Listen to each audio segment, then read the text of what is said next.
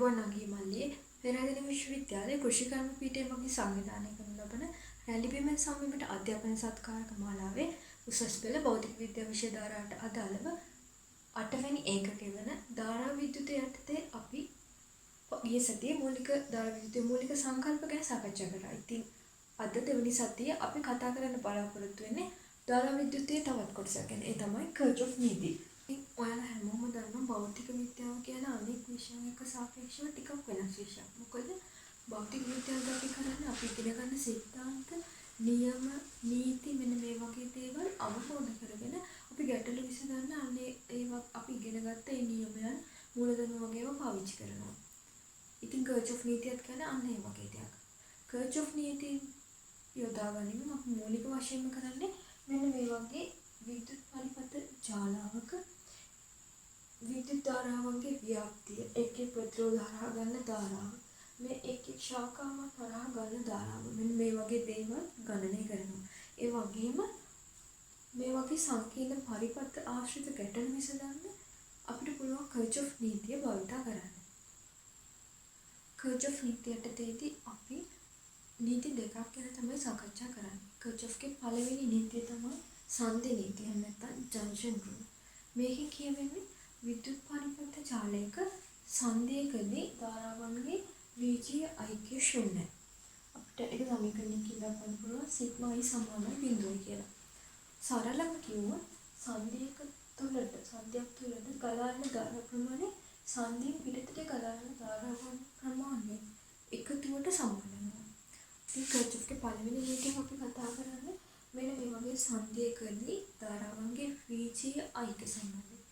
ධාරාවක වීජීය ඓක්‍ය කියන්නේ මොකක්ද? ධාරාවක වීජීය ඓක්‍ය කියන්නේ ඒ ධාරාවත් එක්ක සම්බන්ධ වෙලා තියෙන ධන ඍණ ආගය. එතකොට ඔයාලට හිතෙන්න පුළුවන් ධාරාව වගේ එකකට කොහොමද මේ ධන ඍණ ආගයක් එන්නේ කියලා. ඒක ඇත්තටම වෙන්නේ අපි සලකන ධාරාව ගන්න දිශාවත් එක්ක. උදාහරණයක් විදිහට මෙතන සැලකුවොත් මෙතන මේ කොළ පාටින් ලකුණු කරලා තියෙන වලට පේනදී ඒක තමයි ධාරාව මේ පරිපථයේ සන්ධිය. එතකොට මේ සන්ධිය තුලට ගලා යන ධාරාව මේ රතු පාටින් ලකුණු කරලා තියෙන I1 කියලා මේක අපි සලකනවා ධන. එතකොට හැම වෙලෙම සන්ධියක් තුලට ගලා යන ධාරාව ධන නම් සන්ධියේ ඉවතට ගලා යන ධාරාව ප්‍රතිවිරුද්ධ වෙනවා. එතකොට මේ සන්ධියේ ඉවතට ගලා යන I2 I3 කියන ධාරාවන් අපි සලකන්නේ ඍණ කියලා.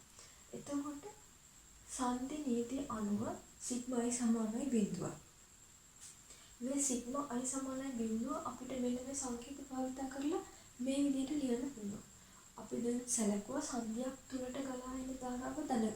සන්ධියක් ඉවතට ගලා යන ධාරාව ඍණ කියලා. ඒ අනුව අපිට කියන්න පුළුවන් මේ I1 ධාරාව ධන එකතු කරනවා අපි මේ සන්ධියේ ඉවතට ගලා යන I2 ධාරාව ඒ වගේම ඒකට එකතු කරනවා නැවතත් මේ සන්ධියේ ඉවතට ගලා යන ඍණ I3 ධාරාව. මෙන්න මේ ධාරාවන් තුනේම වීජීය ඓක්‍ය සන්ධි නීතියට අනුව බිඳුවට සමාන වෙනවා. ඉතින් මේ සමීකරණය සරු කරලා පස්සේ අපිට ලැබෙනවා I1 සමානයි I2 ධන I3 කියලා. එතකොට මේ රතු පාටින් මම ලකුණු කරලා තියෙන්නේ ඕල් හැමෝටම පැහැදිලි මෙන්න මේ සන්ධිය තුලට ගලා යන ධාරාවක්. එතකොට මේ සමාන ලකුණේ දකුණු පැත්තේ තියෙන්නේ I2 ධන I3 කියලා මෙන්න මේ සන්ධියෙන් ඉවතට ගලා යන ධාරාව. ඒ අනුව මෙන්න මේ අවසාන ප්‍රකාශයෙන් වලට පැහැදිලි සන්ධිය තුලට ගලා යන ධාරාව සමාන වෙනවා සන්ධියෙන් ඉවතට ගලා යන ධාරාවන් දෙකේ එකතුවට. ධාරාව කියලා කියන්නේ කිසියම් ඒකක කාලයකදී ගලා යන ආරෝපණ ප්‍රමාණයට. ඉතින් මෙන්න මේ සන්ධි සැලකුවොත් අපිට කියන්න පුළුවන් කිසියම් ඒකක කාලයකදී මෙන්න මේ සන්ධිය තුලට ගලා යන ආරෝපණ ප්‍රමාණය ඒ ඒකක කාලයකදීම ඒ සන්ධියෙන් ඉවතට ගලා යන ආරෝපණ ප්‍රමාණයන්ගේ එකතුවට සමාන වෙනවා. ඒ කියන්නේ ආරම්භයේදී මේ සන්ධිය තුලට ගලා යන කිසියම් ආරෝපණ ප්‍රමාණයක් තියෙනවා. අවසානයේදී අපිට මෙන්න මේ ලක්ෂ්‍ය දෙකේ සැලකුවොත් මෙතනින් යන ආරෝපණ ප්‍රමාණයම මෙන්න මේ තැන් දෙකේ ඉවතට ගලා යනවා. කොයිම වෙලාවකම ආරෝපණ මෙන්න මේ සන්ධියම මේ ගලා යන මාර්ගයේ කොහෙවත්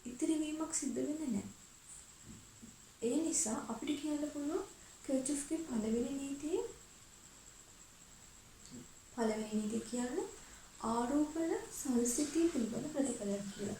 ආරෝපණ සංස්ථිතිකයි කියන්නේ ආරෝපණ මැවීමක් හරි ආරෝපණ විනාශ වීමක් හරි සිද්ධ වෙන්නේ නැහැ. ආරම්භයේදී කරන ආරෝපණ ප්‍රමාණයම පරිපතේ අවසානයේදී අපිට පුළුවන් ඒ ආරෝපණ ප්‍රමාණයම ගලන්න. කර්චොෆ්ගේ දෙවෙනි නීතිය පුඩු නීතිය නැත්නම් ලූප් රූල්. ඉස්සෙල්ලාම අපි බලමු මොකක්ද මේ පුඩුවක් කියන්නේ කියලා. පුඩුවක් කියන්නේ විද්‍යුත් පරිපත ජාලයක තියෙන සංවෘත සංනයන පතයක්. සංවෘතය කියන්නේ වැහිලා තියෙන්නේ.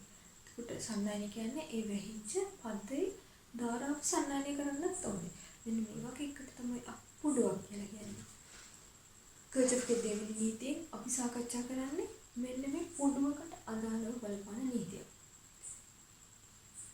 කර්චොෆ්ගේ දෙවෙනි නීතිය වෙන පුඩු නීතියෙන් අපි කියන්නේ කිසිම විද්‍යුත් පරිපත ජාලයක ඕනෑම සංවෘත පුඩුවක විද්‍යුත් කාමක බහවල විෂය ඓක්‍ය IR විභව ප්‍රශ්නයන්ගේ ඒ පුඩුවේ IR විභව ප්‍රශ්නවල විෂය ඓක්‍යයට සමාන වෙනවා කියලා කියනවා.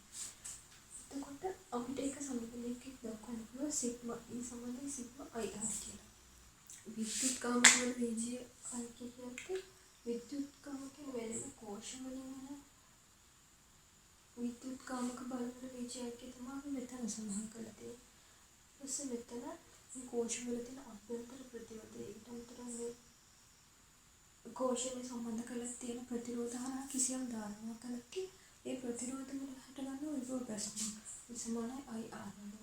එතකොට මේ විභව ප්‍රශ්න සියල්ලකම විෂය ඓක්‍ය තමයි මේ සම්බන්ධ කරලා තියෙන්නේ. ඒ අනුව දෙවැනි නීතිය නැත්නම් පුඩු නීතියෙන් අපිට කියන්න පුළුවන් මෙන්න මේ විදිහට සිග්මා E සමානයි සිග්මා IR කියලා. ඕනට මතක හිටියේ කර්චොෆ්ගේ පළවෙනි නීතිය සන්ධි නීතියේදී අපි කිව්වා ඒක ආරෝපණ සංස්ථිතිය පිළිබඳ නීතියක් කියලා. එතකොට කර්චොෆ්ගේ දෙවෙනි නීතිය වෙන පුඩු නීතිය අපිට කියන්න පුළුවන් මේක ශක්ති සංස්ථිතික නීතිය. ශක්ති සංස්ථිතික නීති ප්‍රතිපලයක් කියලා. මේක අපිට විෂය නිර්දේශ ඔප්පු කරන්නේ නැහැ. නමුත් ඉදිරියේදී අපි උදාහරණයකින් මේක පැහැදිලි කරනවා. දැන් අපි බලාපොරොත්තු වෙන්නේ මේ ධාරා විද්‍යුතයේ කර්චොෆ් නීති යොදාගන්නේ පරිපථවල ගැටලු විසඳීමේදී අපේ පහසුව සඳහා අපි භාවිතා කරන වචන කිහිපයක් ගැන පැහැදිලි කරනවා. මේ වචන තමයි සන්ධිය ශාඛා පුඩුව කියන්නේ. අපි මුලින්ම බලමු මෙන්න මේ පරිපථය දිහා A B කියන ලක්ෂණ අපිට පුළුවන් මේ පරිපථයේ සන්ධි විදියට සලකන්න. කලින් අපි කතා කරපු විදිහට සන්ධියක් කියන්නේ ධාරාවක් ගලන මාර්ගයක් කියපුවා හම්බ වෙන ලක්ෂයකට. ඉතින් මේ පරිපථයේ මේ ධාරා ගලන මාර්ග හම්බ වෙන ලක්ෂණ විදිහට නැත්නම් සන්ධි විදිහට අපිට පුළුවන් A D කියන ලක්ෂණ හඳුනා ගන්න. ඊට පස්සේ අපි බලමු මොකද මේ ශාඛාවක් කියන්නේ කියලා. විද්‍යුත් පරිපථයක ශාඛාවක් කියන්නේ මේක කතා කරපු සන්ධි තියෙනවානේ. මෙන්න මේ සන්ධි දෙක ව්‍යාකරණ විද්‍යුත් ධාරාව ගලන පතයකට තමයි අපි කියන්නේ ශාඛාවක් කියලා. උදාහරණයක් අපි මෙතන කතා කරා මේ පරිපථයේ AD කියන්නේ සන්ධි දෙකක් නම් මේ AD කියන සන්ධි දෙක ව්‍යාකරණ ගමන් මාර්ග වලට තමයි අපි කියන්නේ ශාඛා කියලා. A B C D ඒ කියන්නේ AD ලක්ෂ දෙක මේ දිශාවට ව්‍යාකරණ ගමන් මාර්ගයට අපි කියන්නේ එක ශාඛාවක් කියලා. ඉතින් මේක අපි ගලලා තියෙනවා A B C D. ඊට පස්සේ A D කියන ලක්ෂ දෙක ව්‍යාකරණ මෙන්න මේ ගමන් ධාරාව ගල ගමන් මාර්ගය අපි කියන පුළුවන් ශාඛාවක් කියලා. එතකොට AD කියන්නේ තවත් එක් ශාඛාවක්. මේ පරිපථයේ මේ කොටස ගලපුවොත් මේ AD ලක්ෂ දෙක ව්‍යාකරණ A G F D කියන ගමන් මාර්ගය අපිට පුළුවන් මේ පරිපථයේ ශාඛාවක් විදිහට සලකන්න.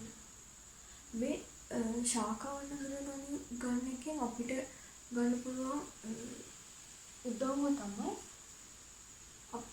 අපි සැලකුවොත් මෙන්න මේ ශාඛාවේ අයිතිල ධාරාවක් ගන්නවා නම් ඒ I ධාරාව මේ මුළු ශාඛාව පුරාම ගලන්නේ I ධාරාව. ඒ කියන්නේ ශාඛාවක් තුළ හැම වෙලෙම ගලන්නේ එකම ධාරාව. ඊපස් අපි දැන් ගස්සලකුවා A B C D කියන තාත්වික ශාඛාවක් කියලා. එතකොට මේ ශාඛාවේ ගලන්නේ I2 කියලා ධාරාවක් නම් මේ I2 ධාරාව මේ ශාඛාව පුරාම ගලන්නේ I2 ධාරාව. AGFD කියන්නේ අනිත් ශාඛාව. එතකොට සැලකුවොත් මේ පැත්තට I3 කියලා ධාරාවක් ගන්නවා කියලා මේ ශාඛාව පුරාම ගලන්නේ I3 ධාරාවක්. ඊළඟට අපි කතා කරමු මොකක්ද මේ පුඩුවක් කියන්නේ කියලා. විද්‍යුත් පරිපථයක පුඩුවක් කියන්නේ මෙන්න මේ පරිපථයේ ධාරාව ගලන සමෘද්ධ පුඩුවක්. සමෘද්ධය කියන්නේ මෙන්න මේ ගමන් මාර්ගයේ හැමෝම වැහිලා තමයි තියෙන්නේ. ඒක උදාහරණයක් විදිහට මෙතන වලට වෙනවා මම පුඩුවක් ලකුණු කරලා මේ පුඩුව ලකුණු කරලා තියෙන විදිහට B C D A B ආරම්භක ලක්ෂ්‍ය අවසාන ලක්ෂ්‍ය දෙකම එක. මොකද පුඩුවක් කියන්නේ සමෘද්ධ දෙයක්. ඒ කියන්නේ වැහිලා තියෙන දෙයක්. හැම වෙලේම ආරම්භක ලක්ෂ්‍යයි අවසාන ලක්ෂ්‍යයි දෙකම එකක් වෙනවා. මෙන්න මේ ධාරාව ගත්තොත් මෙන්න මේ ධාරාව ගලන පරිපථය සලකුවොත් මේ පරිපථයේ වම් අත පැත්තේ තියෙන කොටස B C D A B මෙතනින් පටන් අරගෙන මෙතනින් අවසන් වෙනවා. B C D A B. එතකොට මෙතන වලට පේන වාමාවර්ත දක්ෂිණාවර්ත විදිහට පුඩු ලකුණු කරලා තියෙනවා. අපි ඒක අපේ පහසුවට තමයි භාවිත කරන්නේ. දැන් වලට පේන මෙතන මම ලකුණු කරේ B C D A B කියන්නේ. ඒ කියන්නේ මේක කියන්නේ මේ පැත්තට. පුඩු අපි ලකුණු කරපු දිශාවත් එක්ක තමයි අපිට වාමාවර්ත දක්ෂිණාවර්ත ලැබෙන්නේ. ඊළඟට අපි බලමු මෙන්න මේ පරිපථයේ දකුණු පැත්ත. A C F D මේක ලකුණු කරේ මෙන්න මේ දිශාවට. ඒ කියන්නේ දක්ෂිණාවර්ත. දක්ෂිණාවර්ත නම් කරපින්ද මේ පුඩුවක් හඳුනන දක්ෂිණාවර්ත පුඩුවක් කියලා. ඊට පස්සේ අපි මුළු පරිපථයම සැලකුවොත් මෙන්න මේ A ලක්ෂණ පටන් ගත්තොත් A G F D C A නැවත A. එතකොට අපි වලට වෙනවා අපි ගමන් කරේ මෙන්න මේ පාර. මේ දිශාවට ගමන් කරගෙන කියන්නේ දක්ෂිණාවර්ත ගමන් අපි මේ පුඩුව නම් කරගෙන ඒ පුඩුව හඳුන්වනවා දක්ෂිණාවර්ත පුඩුවක් කියලා. විද්‍යුත් පරිපථයකට කර්චොෆ් නියමය භාවිත කරන්න කලින් අපි ඒ විද්‍යුත් පරිපථය ගැන අවබෝධ කරගන්න ඕන කරුණු කීපයක් තියෙනවා. ඉස්සෙල්ලාම දැනට පේනවා විද්‍යුත් පරිපථයක් ගත්තොත් ඒකේ තියෙනවා ප්‍රභවයක් විදිහට විද්‍යුත් කෝෂ ඊට අමතරව ප්‍රතිරෝධ තියෙනවා. මේ කෝෂ වලට අභ්‍යන්තර ප්‍රතිරෝධ තියෙනවා. මෙන්න මේ වගේ දේවල් වලින් තමයි විද්‍යුත් පරිපථයක් සම්බන්ධ වෙන්නේ. එතකොට කලින් අපි සාකච්ඡා කරන්නේ විද්‍යුත් පරිපථයක පුඩුවක් නම් කරන්නේ කොහොමද කියලා. එතකොට අපි පුඩුව නම් කරන දිශාවත් එක්ක ඒ පුඩුව දක්ෂිණාවර්ත පුඩුවට වාමාවර්ත පුඩුවට කියන එක අපි හඳුනගත්තා. එතකොට මේ පුඩුවක් වටා ගමන් කරනකොට අපිට හම්බ වෙනවා මේ වගේ විද්‍යුත් කෝෂ. එතකොට මේ පුඩුවක් වටා ගමන් කරද්දී අපිට හම්බ වෙන විද්‍යුත් කෝෂයක මුලින්ම හම්බ වෙන්නේ ධන අංකයන. අපි මේ විද්‍යුත් කෝෂයේ විද්‍යුත් කාමක බලය ඍණ විදිහට සලකනවා. ඒ වගේම තමයි අපි පුඩුවක් වටා ගමන් කරනකොට ඒ පුඩුවේදී අපිට හම්බ වෙන කෝෂයේ මුලින්ම හම්බ වෙන්නේ ඍණාංකයන. ඒ කෝෂයේ විද්‍යුත් කාමක බලය අපි සලකන්නේ ධන විදිහට. ඊට පස්සේ අපි බලමු විද්‍යුත් පරිපථයක ධාරාව කොහොමද සලකන්නේ කියලා. ධාරාව ඇත්තටම ධාරාව ගන්න දිශාව අපිට පුළුවන් අපි කැමති විදිහට ලකුණු කරන්න. උදාහරණයක් විදිහට මෙන්න මේ ශාඛාවේ ගන්න ධාරාව අපි I1 විදිහට මේ ශාඛාවේ I2 විදිහට මේ ශාඛාවේ I3 විදිහට ලකුණු කරන්න පුළුවන්. එතකොට මේ ශාඛාවේ I1 මේ ශාඛාවේ I2 මේ ශාඛාවට ධාරාව I3 විදිහට අපි ලකුණු කරලා තියෙනවා. එතකොට මේ පරිපථයේ අවසානයේ අපි විසඳුම් ලබා ගන්නවානේ මේ I1 ධාරාවගේ I2 ධාරාවගේ I3 ධාරාවගේ කියලා. එතකොට ඒ ධාරාවේ අගයත් එක්ක අපිට එනවා ධාරාව ධනද ඍණද කියලා. එතකොට අපිට ලැබුණ උත්තරේ I1 කියන එක උදාහරණයක් වශයෙන් අපි කියනවා I1 සමානයි 3 ඇම්පියර්වා. අපි සලකුවන දැන් මේ ධාරා මෙන්න මේ ශාඛාවේ ධාරාව කරන්නේ මෙන්න මේ දිශාවට කියලා තමයි අපි සැලකුවේ. අපිට ලැබුණේ ධන උත්තරයක්. එහෙමනම් අපි සලකපු දිශාව මේ පරිපථය ලැබිච්ච ධනාංකයත් එක්ක අපි ධාරාව කරනවා කියලා සලකපු දිශාව නිවැරදි කියලා අපිට කියන්න පුළුවන්. ඊට පස්සේ උදාහරණයක් විදිහට අපි ගත්තොත් අපිට ලැබෙනවා I2 සමානයි 5 ඇම්පියර් කියලා. මේ උදාහරණයේ විදිහට එතකොට මේ I2 මේ ශාඛාවේ I2 ධාරාව කරනවා අපි මුලින් සැලකුවේ ධාරාව කරන්නේ මේ දිශාවට කියලා. හැබැයි අපිට ලැබුණේ ඍණාංකයක්. එතකොට අපි මේ සලකපු දිශාවට නෙමෙයි ධාරාව කරන්නේ. ධාරාව කරන්නේ ඊට ප්‍රතිවිරුද්ධ දිශාවට. ඒ කියන්නේ හරිය විදිහට ධාරාව කරන්න ඕනේ D ඉඳන් Aට. ඒ කියන්නේ සරලව මම පැහැදිලි කරනවා. අපිට අපි පරිපථයක් ලකුණු පරිපථයක ධාරාව ගමන් කරන දිශාව ලකුණු කරද්දී අපිට කැමති විදිහට ඒ දිශාව ලකුණු කරන්න පුළුවන්. හැබැයි අවසානයේදී ධාරාවට අපි කිසිම අගයක් ලබා ගත්තී ඒකත් එක්ක අපිට එනවා බීජයයක්. ඒ කියන්නේ ධනද ඍණද කියලා. අපිට එන ධාරාවේ අගේ ධන නම් අපි සලකපු දිශාව හරි. හැබැයි අපිට එන ධාරාවේ දිශාව ඍණ නම් අපි සලකපු දිශාව නෙමෙයි. ඊට ප්‍රතිවිරුද්ධ දිශාවට තමයි ඒ පරිපථයේ ධාරාව ගලන්නේ. ඊට පස්සේ අපි දැන් මේ පරිපථයේ ප්‍රභවය නැත්නම් කෝෂ ගැන කතා කරා. ඊට පස්සේ අපි මේ පරිපථයේ ධාරාව ගලන දිශාව ගැන කතා කරා. ඊට පස්සේ අපි කතා කරමු මෙන්න මේ ප්‍රතිරෝධ හා විභව ප්‍රශ්න කොහොමද ඇති වෙන්නේ කියලා. දැන් ඔයාලට පැහැදිලි මම මෙතන R2 කියන ප්‍රතිරෝධය සැලකුවොත් මේ R2 ප්‍රතිරෝධය හරහා මෙන්න මේ පැත්තට I2 කියන ධාරාවක් ගලනවා. එතකොට මේක වෙනවා R2 කියන ප්‍රතිරෝධයට E සමානයි IR ගන්න. R2 නින් අපි ගමු V2 කියලා. V2 සමානයි I2 R2. එතකොට මෙන්න මේ ප්‍රතිරෝධය අයිති වෙන්නේ මෙන්න මේ B A D C B කියන පුඩුවට. ඒ කියන්නේ මේ පුඩුව ගමන් කරන්නේ මේ අතට. ඒ කියන්නේ මේ පුඩුව ගමන් කරන්නේ B A D C B දක්ෂිනාවර්තය. එතකොට අපිට සල්පොත් මේ B A D C B කියන පුඩුව අපි මේ පුඩුව ලකුණු කරලා තියෙන දක්ෂිනාවර්තය.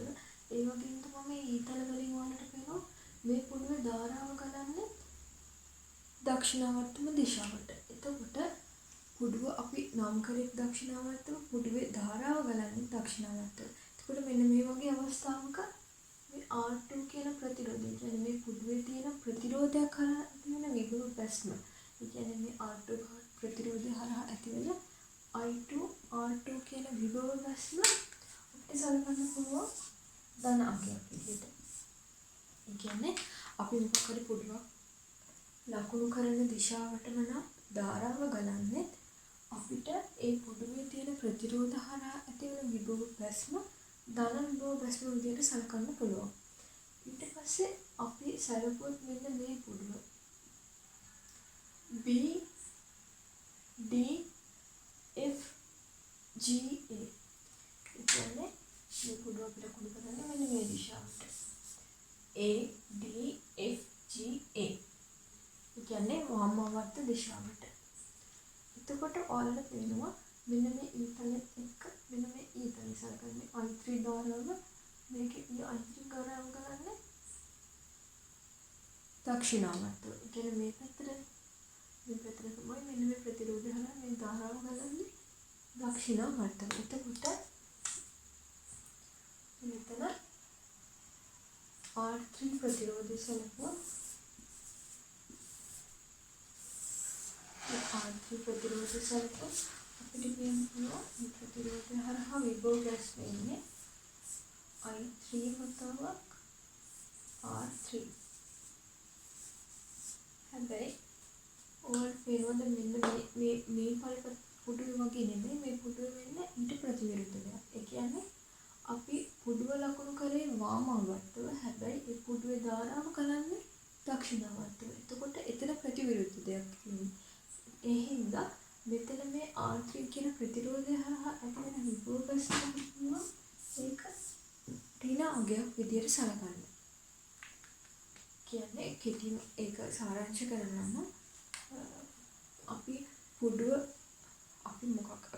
විද්‍යුත් පරිපථයක පුඩුවක් ලකුණු කරන්නේ දක්ෂිනාවර්තව නම් ඒ පුඩුවේ ධාරාව ගලන්නේ දක්ෂිනාවර්තව නම්. ඒ කියන්නේ පුඩුව ලකුණු කරන දිශාවටම නම් ඒ පුඩුවේ ධාරාව ලකුණු කරන්නේ ඒ පුඩුවේ තියෙන ප්‍රතිරෝධයක් හරහා ඇති වෙන විභව බැස්ම අපිට පුළුවන් ලැබෙන්නේ ධනාංකයක් කියලා කියන්නේ. ඒ වගේම තමයි අපි පුඩුවක් ලකුණු කරන දිශාවත් ධාරාව ගමන් කරන ඒ පුඩුවේ ධාරාව ගමන් කරන දිශාව එකිනෙකට ප්‍රතිවිරුද්ධ නම් ඒ පුඩුවේ තියෙන ප්‍රතිරෝධයක් හරහා ඇති වෙන විභව බැස්ම අපි සලකන්නේ ඍණ විභව බැස්මක් කියලා. ඉතින් මේ වෙනකන් අපි කර්චොෆ් නියම කියන්නේ මොකද්ද? කර්චොෆ් නියම දෙක පිළිබඳ වෙනම අවබෝධයක් ගත්තා. ඊට පස්සේ පරිපථයක් ගත්තොත් ඒ පරිපථයේ තියෙන කොටස කියන්නේ ශාඛාවක් කියන්නේ මොකද්ද? සංධියක් කියන්නේ මොකද්ද? පුඩුවක් කියන්නේ මොකද්ද? ඊට පස්සේ කෝෂ හරහා විද්‍යුත් ගලන කෝෂය හරහා ධාරාව ගලනකොට ඒ කෝෂයේ ධන ඍණ කියලා කියන්නේ කෝෂ විද්‍යුත්කාමක බලය ධන විද්‍යුත්කාමක බලය ඍණ විදියට නම් කරන්නේ කොහොමද? ඊට පස්සේ ප්‍රතිරෝධයක් හරහා ධාරාව ගලනකොට ඒ ප්‍රතිරෝධයේ විභව බැස්මේ වල VGය අගයන් කොහොමද වෙනස් වෙන්නේ? පරිපථයක ධාරාව ගලන දිශාව අනුව ධාරාව ධන ඍණ විදියට නම් කරන්නේ කොහොමද කියලා මේ වෙනකන් අපි කොටස් වශයෙන් සාකච්ඡා කරා. ඉතින් ඊට පස්සේ අපි බලාපොරොත්තු වෙන්නේ මේ කර්චොෆ් නියම අපි ඉගෙන ගන්න අපේ මූලික මාර්ගය තමයි ඒවා පරිපථාශ්‍රිත ගැටලු විසඳනකොට මෙන්න මේ කර්චොෆ් නියම භාවිත කිරීම තමයි අපේ කර්චොෆ් නියම ඉගෙන ගන්න එකේ ආරම්භය. ඉතින් අපි දැන් බලමු කොයි විදිහටද කර්චොෆ් නියම දෙක විද්‍යුත් පරිපථවලදී භාවිත වෙන්නේ කියලා. ඉතින් මෙතන මම පරිපථය ඇඳලා තියෙනවා. මේ පරිපථයේ තියෙනවා මෙන්න මේ විදිහට කෝෂ දෙකක් තියෙනවා. ඊට පස්සේ කෝෂවල අභ්‍යන්තර පිටුවෙන් මෙහෙම E1 කියන්නේ විද්‍යුත්කාමක බලය, R1 කියන්නේ අභ්‍යන්තර මේ කෝෂ අභ්‍යන්තර ප්‍රතිරෝධය විදිහට මේව නම් කරලා තියෙනවා. ඊට පස්සේ මේ කෝෂයේ R1, R2, R3 කියලා ප්‍රතිරෝධ තුනක් මෙහෙම ලකුණු කරලා තියෙනවා. ඊට පස්සේ අපි බලමු කර්චොෆ් නියම කොහොමද මෙන්න මේ වගේ පරිපථයක අපි භාවිත කරන්නේ කියලා. මේ පරිපථයේ මෙතන මම ලියලා තියෙනවා A1 සංකේත කර්චොෆ් නියමයේ යෙදීම. එතකොට ඔයාලට මතක ඇති අපි කර්චොෆ්ගේ පළවෙනි නියමය භාවිත කරන්නේ අපි කර්චොෆ් පළවෙනි නීතිය කියලා කිව්වේ සංධි නීතියට. ඒ කියන්නේ අපි ඒකෙන් කිව්වේ මෙන්න මේ වගේ සංධියකදී සංධිය තුලට ගලන ධාරාව සංධිය ඉවතට ගලන ධාරාවන්ට සමානයි. ඒක තමයි කර්චොෆ්ගේ පළවෙනි නියමය. එතකොට මෙන්න මේ සංධියට කර්චොෆ් නියමය හේතුවත් අපිට කියන්න පුළුවන් දැන් මෙතන මම ධාරාව ලකුණු කරලා තියෙනවා. මේ පැත්තේ I1 ධාරාවක් එනවා. එන ධාරාව මේ පැත්තට I2 කියලා මේ පැත්තට I3 කියලා ධාරාව ගමන් කරනවා. එතකොට මේ සංධියට කර්චොෆ්ගේ පළවෙනි නීතිය හේතුවත් අපිට කියන්න පුළුවන් මේ සංධිය තුලට ගලන ධාරාවන් තියෙනවානේ. උඩ සංධිය තුලට වලට පේනවා මේ පැත්තේ ඉන්නේ I1 ධාරාවක් තමයි ගලන්නේ. ඊට පස්සේ ඒ සංධිය ඉවතට ගලන්නේ මෙන්න මේ I2 I3 කියන ධාරාව. එතකොට කර්චොෆ්ගේ පළවෙනි නියමයට අනුව අපිට කියන්න පුළුවන් ධාරාව තුලට ගලන ධාරාව තුලට ගලන සංධිය තුලට ගලන්නේ I1 කියලා ධාරාව. ඒ I1 ධාරාව සමාන වෙනවා ඒ සංධියෙන් ඉවතට ගලන ධාරාවන්ගේ එකතුවට. ඉවතට ගලන ධාරාවන් දෙක තමයි මෙතන I2 I3 කියන්නේ. එතකොට මේ ධාරාව මේ සංධිය තුලට ගලන ධාරාව I1 ධාරාව සමාන වෙනවා සංධියෙන් ඉවතට ගලන I2 ධාරාවටයි I3 ධාරාවටයි. මේක අපි එක විදිහට ලකුණු කරගමු. එතකොට ඔයාලට පැහැදිලි කර්චොෆ්ගේ පළවෙනි නියමය අපි මෙන්න මේ විදිහට තමයි පරිපථයක භාවිතා කරන්නේ. ඊළඟට අපි බලමු කර්චොෆ්ගේ දෙවෙනි නීතිය කොහොමද පරිපථයකට භාවිතා කරන්න කියලා. කර්චොෆ්ගේ දෙවෙනි නීතිය ඔයාලට මතක ඇති පුඩු නීතිය. ඒ කියන්නේ ඒකෙන් කියන්නේ පරිපථයක සංවෘත පුඩුවක කෝෂවල විද්‍යුත් ගාමක බලවල වීජය අයික්‍ය ඒ පරිපථයේ IR විභව බැස්ම වල වීජය අයික්‍යයට සමාන වෙනවා කියලා කියනවා. ඉතින් අපි බලමු මුලින්ම මේ VADCVA කියන පුඩුව ගැන. ඔයාලට මතකයි පුඩුවක් කියද්දි හැම වෙලේම ඒක සංවෘත එකක්. ඒ කියන්නේ වැහිලා තියෙන්නේ. එතකොට ඒක B ලක්ෂයෙන් අපි මේ පුඩුව පටන් අරගෙන වටේ මෙතන මෙහෙම CDA ගිහින් ඔය නැවතම B ලක්ෂෙම තමයි ඉවර වෙන්නේ. එතකොට ඒ පුඩුවට කර්චොෆ්ගේ දෙවෙනි නීතියද තොරට වෙනවා. මෙන්න මේ පුඩුවට අයිති වෙලා තියෙන්නේ මේ එක කෝෂයකුත් ඒ කෝෂයේ අභ්‍යන්තර ප්‍රතිරෝධය. මෙන්න මේ පුඩුවට R1 R2 කියලා ප්‍රතිරෝධ දෙකක් තමයි මෙන්න මේ පරිපථයේ මෙන්න මේ පුඩුවට අදාළව තියෙන්නේ. ඉතින් අපි බලමු එතකොට දෙවෙනි නීතියට අනුව මේ පරිපථයේ කෝෂවල විද්‍යුත් ගාමක බල කියන්නේ මේ පරිපථයට අදාළ යන එක කෝෂයක්. එතකොට ඔයාලට මතක අපි කොහොමද කෝෂවල විද්‍යුත් ගාමක බලවල වීජය අයික්‍ය සැලකුවේ කියලා. එතකොට ඒක අපි සැලකන්නේ අපි දැන් මේව පුඩුව දිගේ ගමන් කරද්දී අපිට මුලින්ම හම්බ වෙන්නේ කෝෂයේ ධනාක්‍රයන. අපි ඒ කෝෂයේ විද්‍යුත් ගාමක බලය ඍණ විදිහට අපිට මුලින්ම හම්බෙන්නේ කෝෂයේ ඍණාග්‍රය නම් ඒ කෝෂයේ විද්‍යුත් ගාමක බලය ධන විදිහටත් අපි සැලකුවා. ඉතින් මෙතන සැලකුවා ඔයාලට පේනවා මෙතන මේ I1 කියලා මෙහෙම ධාරාවක් මේ පුඩුවේ ගිහින් මේ පැත්තේ මම මෙතන පහසුට මෙතන විතර ඒකට මම මේක ලකුණු කරනවා I1 මේ ධාරාව මෙහෙම I1 ධාරාව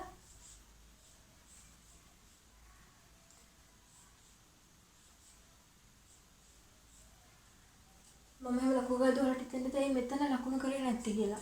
මොකද ඔයාලට මතකයි හැම වෙලේම අපි සලකන ශාඛාවක මුළු ශාඛාව දිගේම ගලන ධාරාව සමානයි. ඒ කියන්නේ දැන් ශාඛාවක් කියද්දී ඔයාලට වෙන සංදි දෙකක් යවන පතේක තමයි ශාඛාවක්. එතකොට මේ AB සංදි දෙක කරන මෙන්න මේ කියන්නේ ABCD කියන ශාඛාව තමයි මම මෙතන සැලකුවේ. එතකොට මේ මුළු ශාඛාවම ගලන්නේ I1 කියලා ධාරාව.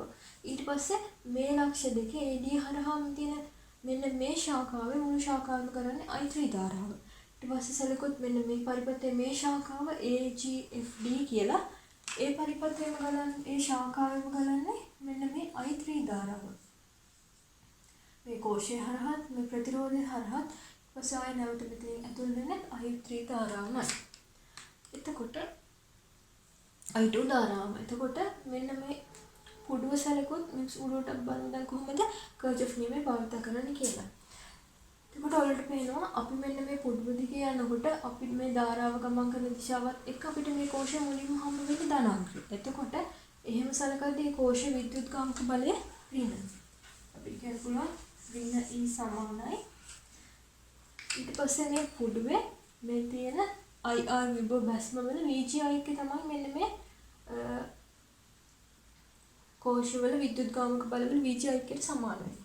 දැන් අපි බලමු අපිට මේ පුඩුවේ ගත්තොත් IR විභව බැස්ම වල අපිට හම්බ වෙන්නේ ගොඩවිල ප්‍රතිරෝධ වගේ දේවල් වලින්. එතකොට මේ කෝෂයට තියෙන අභ්‍යන්තර ප්‍රතිරෝධයක්. එතකොට ඔයාලා දැන් මතක මම කලින් කිව්වා IR විභව බැස්ම වලට කොහොමද VGI අගයක් එන්නේ කියලා. ඒක එන්නේ අපි පුඩුව නම් කරන දිශාවටම නම් ධාරාව ගලන්නේ. අන්න එතකොට ඒ විභව බැස්ම වල ධන විදිහට පුඩුව නම් කරන දිශාවයි ධාරාව ගන්න දිශාවයි ප්‍රතිවිරුද්ධ නම් අපි සලකනවා ඒ විභව බැස්ම වල ඍණ කියලා. එතකොට ඔයාලට පේනවා දැන් මෙතන කෝෂයේ ඍණ කියලා අපි ලකුණු කරා. ඊට පස්සේ මේ කෝෂයට තියෙනවා R1 කියලා විභව බැස්මක් අභ්‍යන්තර ප්‍රතිරෝධය. එතකොට R1 කියන අභ්‍යන්තර ප්‍රතිරෝධයේ විභව බැස්ම මේ දිශාවටම. එතකොට අපිට ඒක කියන්න පුළුවන් I1 R1 විභව බැස්ම. ඊට පස්සේ අපිට හම්බ වෙනවා මෙහෙම ධාරාව ගන්න දිශාව දිගේ ගියත් R2 කියන ප්‍රතිරෝධය. මේ R2 කියන ප්‍රතිරෝධය අපි දැන් මේ පුඩුව යන දිශාවට මේ I3 කියන ධාරාව ගන්නන්නේ. එතකොට ඒ විභව බැස්ම ධන. ඒකට අපිට කියන්න පුළුවන් මේ ධාරාව ගන්නවා I3 ධාරාව ගන්නවා R2 ප්‍රතිරෝධය හරහා. ඊට පස්සේ අපිට මේ විදිහටම යනකොට මේ පැත්තෙන් හම්බ වෙනවා R1 ප්‍රතිරෝධය. එතකොට R1 ප්‍රතිරෝධය හරහා ගත්තොත් අපි කෝෂය නම් කරන්නේ මේ විදිහට දක්ෂිනාවට. එතකොට මේ ධාරාව ගන්නන්නේ ඒ දිශාවටම. එතකොට මේ R1 ප්‍රතිරෝධය හරහා ඇති වෙන්නේ ධන විභව බැස්මක්. ඒක අපි කියන්න පුළුවන් I1 R1 කියලා. මේක අපි දෙවෙනි සමීකරණය විදිහට සලකන්න පුළුවන්.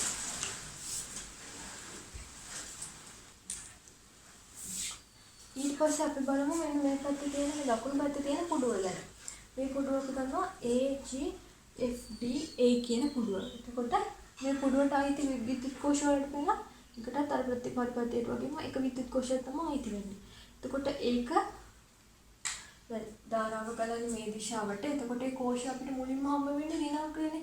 එතකොට අපිට කියන්න පුළුවන් මේ කෝෂ විද්‍යුත් ගාංක බල ධන E2.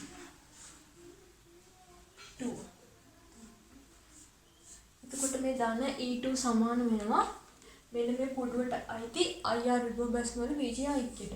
එතකොට මේ පුඩුව දෙකේ මෙහෙම ගමන් කරද්දී අපිට ඉස්සෙල්ලම හම්බ වෙන්නේ R2 කියන අභ්‍යන්තර ප්‍රතිරෝධය. එතකොට මේ අභ්‍යන්තර ප්‍රතිරෝධය හරහා අපි බලමු අපි කෝෂ නම් කරන දිශාවටම තමයි ධාරාව ගලන්නේ. එතකොට ඒ අභ්‍යන්තර ප්‍රතිරෝධය හරහා ඇති වෙන්නේ ධන විභව බැස්ම. එතකොට අපිට කියන්න පුළුවන් මේ I2 ධාරාව වතාව R2 අභ්‍යන්තර ප්‍රතිරෝධය කියන්නේ I2 R2 විභව බැස්ම. ඊට පස්සේ වලට වෙනවා මෙහෙම යනකොට අපිට හම්බ වෙනවා මේ R3 කියන ප්‍රතිරෝධය. එතකොට මේ R3 ප්‍රතිරෝධය අපි මේ පැත්තට තමයි කෝෂ පුඩුව නම් කරන්නේ. ධාරාව ගමන් කරන්නේ ඒ පැත්තටම. එතකොට මේ R3 කියන ප්‍රතිරෝධය හරහා ඇති වෙන ධන විභව බැස්ම. ඒක අපි කියන්න පුළුවන් I3 R3. sorry මෙතන I2 මෙතන ඉන්නේ I2 R3. ඊට පස්සේ මේ ධාරාව මෙහෙම ගියාම පස්සේ ඕලට පේනවා මෙතන මේ ශාඛාව මෙතන මේ මුළු ශාඛාවම ගලන්නේ I3 ධාරාවනේ. හැබැයි අපි මේ පුඩුව ගමන් කරන්නේ මෙන්න මෙහෙමනේ. මේ පුඩුවේ අපි ගමන් කරන්නේ මෙන්න මේ පැත්තට. හැබැයි මෙතන ධාරාව යන්නේ මෙන්න මේ පැත්තට. ඒකට ඔයාලට පේනවනේ මේ දෙක එකිනෙකට ප්‍රතිවිරුද්ධයි කියලා. ඉතින් වෙලාවක මේ වගේ මේ ප්‍රතිරෝධය හරහා විභව බැස්ම වෙන්නේ ඍණ. අපි අර කලින් කතා කරා වගේ තමයි මේ විභව බැස්ම හරහා එතකොට ප්‍රතිරෝධය ඍණ වෙන්නේ. ඇයි? අපි පුඩුව නම් කරන්නේ එක දිශාවකට, හැබැයි ධාරාව කරන්නේ වෙන දිශාවකට. එතකොට මෙන්න මේ ප්‍රතිරෝධය හරහා එන්නේ ඍණ විභව බැස්ම. ධාරාව I2 ප්‍රතිරෝධය R ධාරාව I3 ප්‍රතිරෝධය R2. මේ විදිහට තමයි මෙන්න මේ පුඩුව හරහා අපි ඉතින් මේ කර්චොෆ්ක දෙවෙනි නීතිය භාවිත කරේ. ඉතින් ඔයාලට පැහැදිලි මෙන්න මේ විදිහට තමයි අපි කෝෂයක අගයන්සන්තියේදී කර්චොෆ් නීති භාවිත කරන්නේ. මේ වෙනකන් අපි කර්චොෆ් නියමය සම්බන්ධ අදාළ සිද්ධාන්ත කරුණු ගැන ගත්තා. දැන් අපි බලමු මේ සිද්ධාන්ත කරුණු කොහොමද අපේ ගැටලු විසඳන්න පාවිච්චි කරන්න කියලා. ඉතින් මේ වගේ පරිපථ දෙන්න මුලින්ම අපි ධාරාව ලකුණු කර අපිට පරිපථේ ඔයාලා කියලා තියෙන ප්‍රතිරෝධ හරහා ගලන ධාරාව. එතකොට අපි මුලින්ම කරන්නේ මේ වගේ ප්‍රතිරෝධයක ගලන ධාරාවන් අපිට පහසු සංකේත පාවිච්චි කරලා මේක අපි ලකුණු කර ගන්නවා.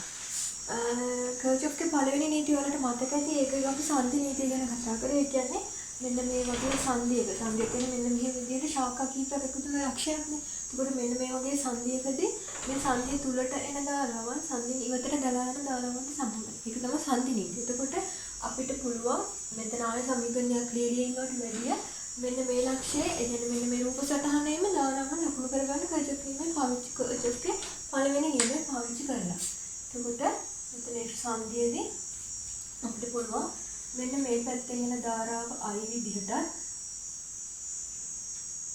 මෙහෙම ලකුණු කරගන්න. ඊට පස්සේ මෙන්න මේ සංධියේ මේ දෙපැත්තට ධාරාව යනවා කියලා අපි හිතුවා. අපි හිතමු මෙන්න මේ පැත්තට මේ I ගේ I1 ධාරාවක් ගලා යනවා. ඒ කියන්නේ මේ පැත්තෙන් සම්පූර්ණ I ධාරාවක් එනවා. ඒ I ධාරාවේ කොටසක් I1 විදිහට මේ පැත්තට යනවා. ඊට පස්සේ ඉතුරු කොටස තියෙනවානේ. අපිට ඕන නම් පුළුවන් මේක I2 කියලා ලකුණු කරන්න.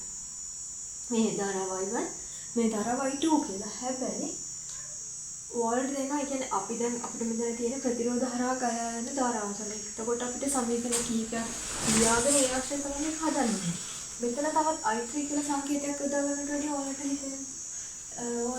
තේරෙනවා අපිට මේක දෙකෙන් ලියන්න පුළුවන් I ඍණ I1 තේරුණාද? කියන්නේ මේ පැත්තේ I කියලා ධාරාවක් එනවා. ඒ ධාරාවෙන් කොටසක් I1 විදිහට මෙහෙම ගලාගෙන යනවා. මේ පැත්තට එතකොට ගලාගෙන යන්නේ මේ I ධාරාවේ I1 කියලා මේ පැත්තට ගලාගෙන ගියපු ධාරාවේ ඉතුරු කොටස. ඒ කියන්නේ I ගෙන් I1 ඉතුරු I1 අඩු වුනහම ඉතුරු ධාරාව තමයි මෙන්න මේ විදිහට මේ ශාඛාවේ ගලාගෙන යන්නේ. හරි. අපි දැන් මේ විදිහට ධාරා ලක්ෂණ කරගත්තට පස්සේ අපි බලමු මෙන්න මේ එක එක පුඩුවට කර්චොෆ්ගේ දෙවෙනි නීතිය පාවිච්චි කරලා කොහොමද ප්‍රතිරෝධ හරහා ගලා යන ධාරාවන් සොයන්නේ කියලා.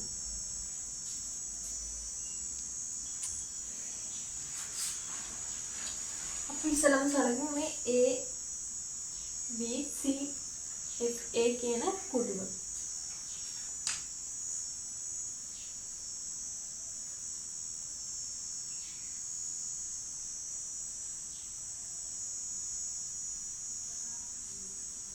මේ පුඩුවට අපි කර්චොෆ්ගේ දෙවෙනි නීතිය යොදමු.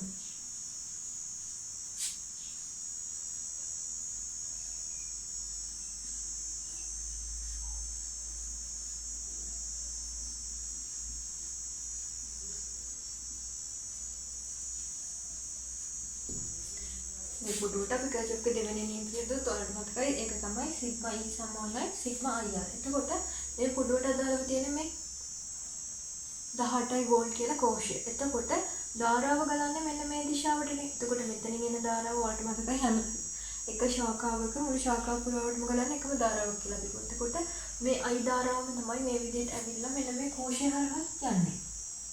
එතකොට අපිට හම් වෙන්නේ මුලින්ම ඍණාග්‍රයනේ. මුලින්ම ඍණාග්‍රය හම් වෙනවා කියන්නේ අපිට පුළුවන් මේ කෝෂයේ විද්‍යුත්ගාමක බලය ධන විදිහට සලකන්න. එතකොට 18 වෝල්ට් සමාන වෙනවා. ඊට පස්සේ අපි බලමු මෙන්න මේ සමීකරණයේ දකුණු අත පැත්තේ තියෙන පරිපථයේ මේ පුඩුවට අදාළ විද්‍යුත් බැස්ම වල කොහොමද එන්නේ කියලා. එතකොට මේ විදිහට යද්දි මේ කෝෂයට අභ්‍යන්තර ප්‍රතිරෝධයක් සලහන් කරලා නැහැ. ඒකට මෙතන මේ බාහිර ප්‍රතිරෝධය ගත්තොත් මේ බාහිර ප්‍රතිරෝධය අපි මේ පුඩුව ලකුණු කරපු පැත්තටම තමයි ධාරාව ගන්න. එතකොට ඒන විභව බැස්ම ධන හින්දා අපිට මේ බාහිර ප්‍රතිරෝධය හරහා විභව බැස්ම යන්න පුළුවන් I වතාව 2. කියන්නේ 2I. ඊට පස්සේ අපිට හම් වෙන්නේ මෙන්න මේ ප්‍රතිරෝධය. මේ ප්‍රතිරෝධය වලට පේනවා මෙන්න මේ ධාරාව මේ I1 ධාරාව තමයි මෙන්න මේ ශාඛාව තුල ගමන් කරන්නේ. එතකොට අපිට ඒක අපි දැන් මේ පුටුව ලකුණු කරන දිශාවටම තමයි ඒ ධාරාවක් ගන්න හින්දා අපිට ලියන්න පුළුවන් I1 වතාවක් 6යි I1. එතකොට අපේ හසුවට අපි මේ සමීකරණය සුළු කරලා අපිට මෙහෙම ලියන්න පුළුවන්. මේක දෙකෙන් බෙදලා 9යි වෝල්ට් සමානයි I ධන 3යි I1. මේක පළවෙනි සමීකරණය. ඊට පස්සේ අපි මේ පුඩුව සලකලා VI I1 ආශ්‍රිතව අපි මේ පුඩුව පාවිච්චි කරලා I සහ I1 ආශ්‍රිත සමීකරණ ගන්නවා. ඔයාලට තේරෙන්නේ මේක මෙහෙම එක සමීකරණයකින් බෑ. අපිට තව සමීකරණයක් ඕන මෙන්න මේක විසඳන්න. එහෙනම් අපි මෙන්න මේ පුඩුව සලකනවා දැන්. මෙන්න මේ සම්පූර්ණ පුඩුව අපිට සලකන්න පුළුවන්.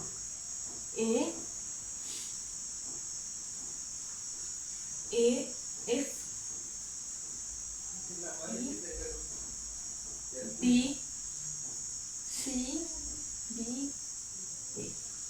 මෙන්න මේ පුඩුවට අපිට පුළුවන් මම වෙලා යන එක මේක මෙහෙම ලියලා දෙවෙනි නියමය ඔයාලා භාගයේ කියලා මේක සම්පූර්ණ ලියන්න ඕනේ.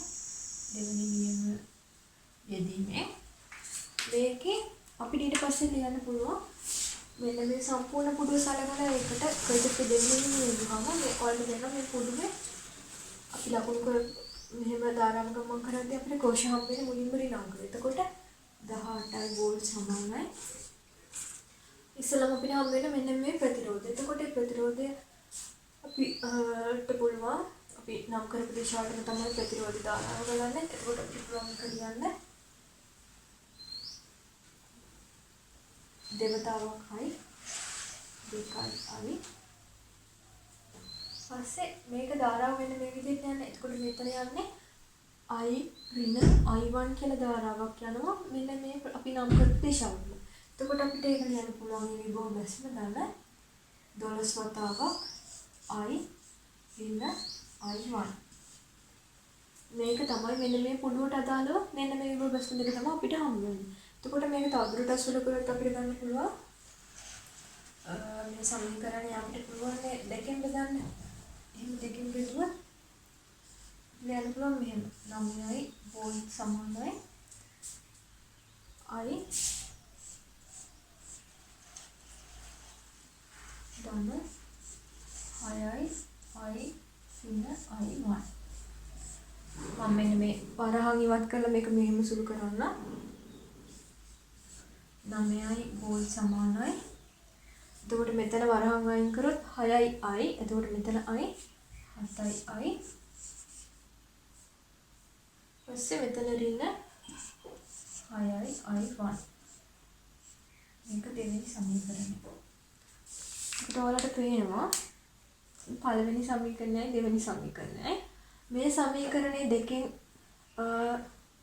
දෙකෙන් වැඩි කරලා මෙන්න මේකට එකතු කරොත් මෙන්න මේ 6යි I1 කියන පද දෙක අහෝසි වෙලා ගිහිල්ලා අපිට පුළුවන් I ට අගයක් ගන්න. එතකොට අපි මෙන්න මේ විදිහට එකතු කරමු. පළවෙනි සමීකරණය දෙකෙන් ගුණ කරලා ඒකට අපි එකතු කරනවා දෙවෙනි සමීකරණය. එතකොට මෙතන මම ඔයාලට කිලිම උත්තරේම ගන්නවා. එතකොට මෙතන පළවෙනි සමීකරණය දෙකෙන් ගුණ කරනවා මෙතන 18යි. ඒකට මේක එකතු කරොත් මේ 9 27යි. මෙතන දෙකෙන් ගුණ කරොත් මෙතන එන්නේ 2යි නේ. එතකොට 2යි 7යි 9යි I. මෙතන මේක දෙකෙන් ගුණ කරොත් 6යි I1. මෙතන තියෙන්නේ ඍණ 6යි I1. එතකොට ධන 6යි I1 ට ඍණ 6යි I1 සුළු වෙලා ගියේ මෙතන I1 පදය බිඳුවයි වෙනවා. බිඳුවයි I1 නේ. එතකොට අපි මේක සඳහන් කරන්න ඕනේ නැහැ. මේක සඳහන් කරන්න ඕනේ අපිට කෙලින්ම ගන්න පුළුවන් මෙන්න මේ විදිහට 27 සමානයි 9යි I කියලා. එතකොට අපිට පුළුවන් I කියන්නේ 27 බෙදීම 9 සමානයි 3යි I. 3යි. එතකොට ධාරාමය යන්ත්‍රයේ ඇම්පියර් 3යි. මේ විදිහට අපිට පුළුවන් I ට අගයක් ගන්න. ඊට පස්සේ අපිට පුළුවන් මෙන්න මේ I අගය මේ පළවෙනි සමීකරණයට ආදේශ කරා.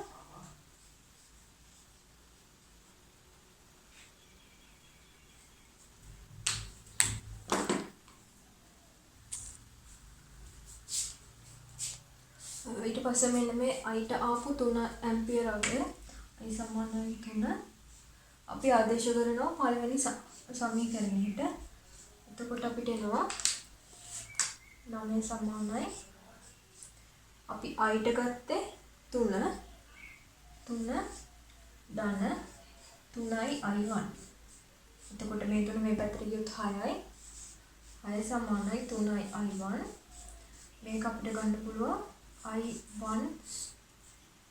සමානයි 6 බෙදීම 3 ඇම්පියර් 2යි. මේ විදිහට අපිට ගන්න පුළුවන්. එතකොට ඔයාලට තේරෙන ඔයාලට පැහැදිලිද දැන් අපිට මේකේ අපි I කියලා කියන ප්‍රතිරෝධ හරහා ගලා යන ධාරාවන් අපි ලකුණු කරලා තිබ්බේ I සහ I1 ආශ්‍රයෙන්. එතකොට අපිට I ට ආවගේ ඇම්පියර් 3යි කියලා. එතකොට මෙන්න මේ 2 ඕම් කියන ප්‍රතිරෝධය හරහා ගලාගෙන යන්නේ I ධාරාව. ඒ කියන්නේ ඇම්පියර් 3ක්. ඒක මම මෙන්න මෙතනින් ලියන්න.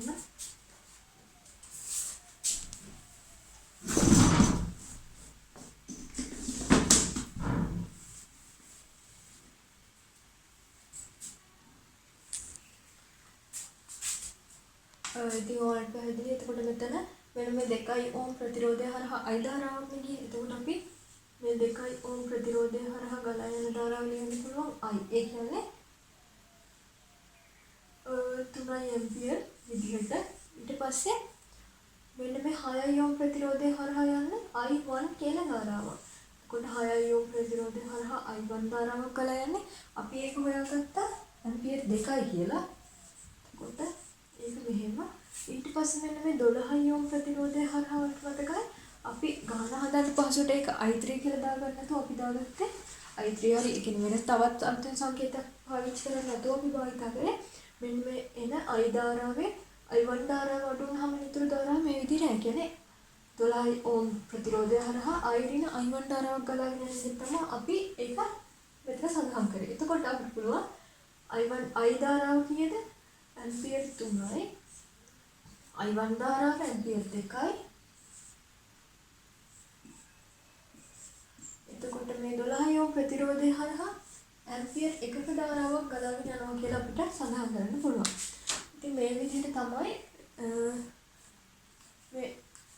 මේක එච්චරම සංකීර්ණ පරිපථයක් නෙමෙයි. ඒකට සංකීර්ණ පරිපථයක් වුණත් මේ විදිහට තමයි පියවරෙන් පියවර අපිට කර්චොෆ්ගේ පළවෙනි නීතිය මේ සංදි නීතිය මුලින්ම මෙතන මේ පරිපථය මා පියවරක් ලියලා ඉන්න ඕනේ නෑ. මේ පරිපථය මුලින් එහෙම අපිට ලියන්න පුළුවන්. ඊට පස්සේ පොඩුවට පිළිවෙලට අපිට මේ විදිහට සමීකරණ පාවිච්චි කරලා පුළුවන් මේ ගානට අදාළ අගයක් හොයාගන්න.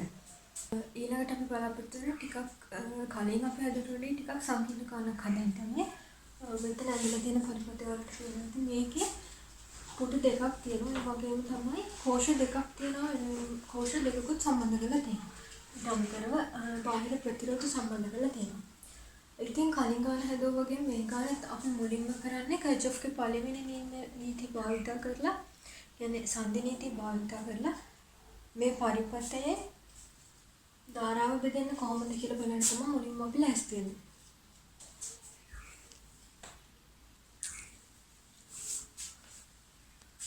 ඉතින් කලින් වගේම තමයි අපි මේකේ මෙතන ඔයගෙ B කියන සංදිය මේ සංදියෙන් අපි බලමු කොහොමද ධාරාව ලකුණු කරන්නේ කියලා. කලින් වගේම අපි මේ පැත්තෙන් I කියලා ධාරාවක් එනවා කියලා සැලකුණා. එතකොට මේ පැත්තෙන් I ධාරාවක් එනවා. මේ පැත්තට I1 කියලා ධාරාවක් යනවා කියලා සැලකුවා.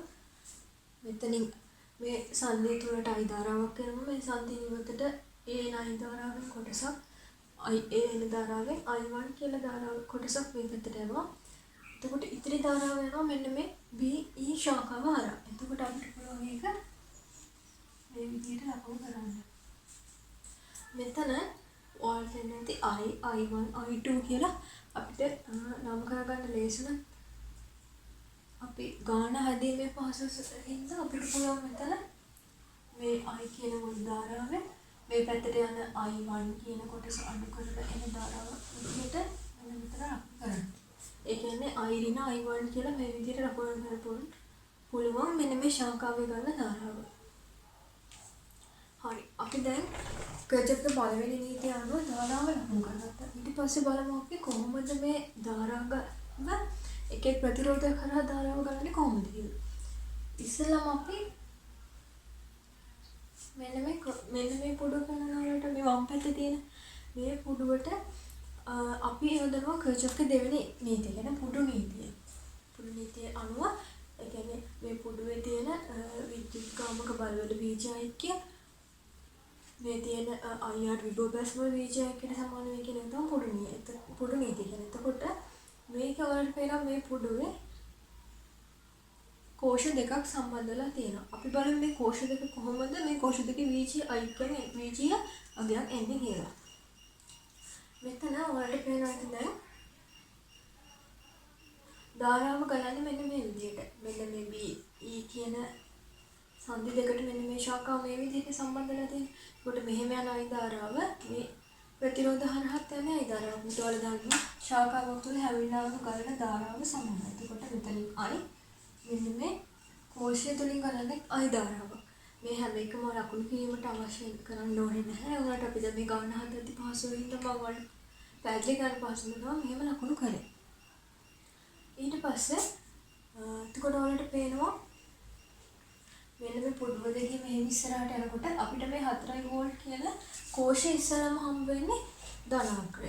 එතකොට ඔයාලා දන්නවා මුලින්ම මෙහෙම ගමන් කරද්දී හම්බ වෙන්නේ ධනාංකය නම් එතකොට ඒ කෝෂ විද්‍යුත්කාමක බලය අපි සලකන්නේ ඍණ කියලා. එතකොට මේ 4 වෝල්ට් අපිට ගන්නවා ඍණ 4 වෝල්ට්.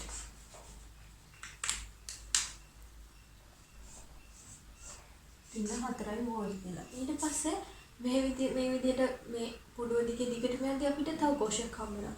මේ කෝෂය වලට වෙන මුලින්ම අපිට හම්බෙන්නේ ඍණාග්‍රය. එතකොට ඍණාග්‍රය හම්බ වෙනවා නම් මේ කෝෂ විද්‍යුත් ගාමක බලය ධන.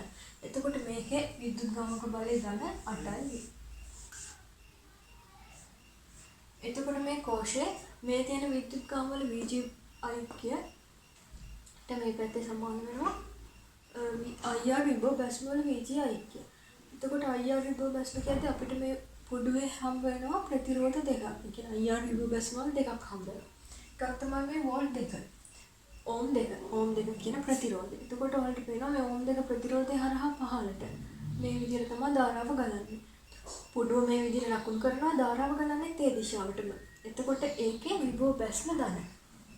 එතකොට අපිට ඒක යොදන්න පුළුවන් මේ ධාරාවතාවක් මේ ප්‍රතිරෝධයේ විභව බැස්ම කියන්නේ. එතකොට දෙවතාවක් I1 ඊට පස්සේ ඔයාලට පේනවා මෙන්න මේ මෙතන තියෙන 1 ඕම් ප්‍රතිරෝධය. මේ ප්‍රතිරෝධය හරහා ගලන්නේ මේ පුඩුව නම් කරපු දිශාවටම තමයි ධාරාව ගලන්නේ. එතකොට මේ ප්‍රතිරෝධය හරහා විභව බැස්ම ධන. එතකොට මේ ඕම් එක හරහා ධාරාව පුරව ධන එක වතාවක් I. මේක පළවෙනි සමීකරණය. ඉතින් ඔයාලා දන්නවා අපිට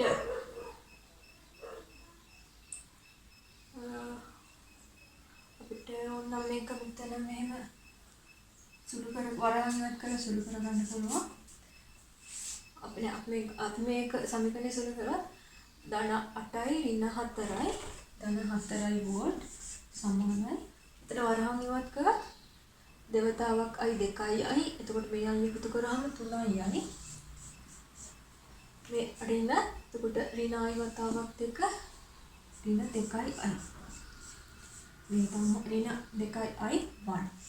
ඒක තමයි පළවෙනි සමීකරණය. ඊට පස්සේ අපි දැන් මේ පුඩුවට කර්චොෆ්ගේ දෙවෙනි නීතිය දාමු. ඊට පස්සේ අපි මේ පරිපථයේ දකුණු පැත්තේ තියෙන මෙන්න මේ පුඩු කොටසට අපි දාමු කර්චොෆ්ගේ දෙවෙනි නීතිය. ඒක අපි නම් කරනවා P C D E B. එතකොට මේ ටිකම මෙතන ලියනවා පුඩුවට කර්චොෆ්ගේ දෙවෙනි නීතිය යෙදීමෙන්. ඔයාලා ලියනවා මම මෙතන ලියලා නැහැ. එතකොට අර පුඩුව වගේම තමයි මේකේ හැබැයි අපි දැන් මේක ලකුණු කරේ B C D E F B කියලානේ. එතකොට මෙන්න මේ විදිහට යනකොට ඔයාලට පේනවා මෙන්න පුඩුව මේ විදිහට ගමන් කරද්දී අපිට හම්බ වෙන කෝෂයේ ඍණාග්‍රයනේ මුලින්. කෝෂයේ ඍණාග්‍රය මුලින් හම්බ වෙනවා නම් කෝෂ විද්‍යුත් ගාමක බලය ධන. එතකොට අපිට ඒක ලකුණු කරන්න පුළුවන් ධන 4යි වෝල්ට්. එතකොට මේ පැත්තේ අපි බලමු කොහොමද විභව බැස්ම වෙනස් වෙන්නේ කියලා.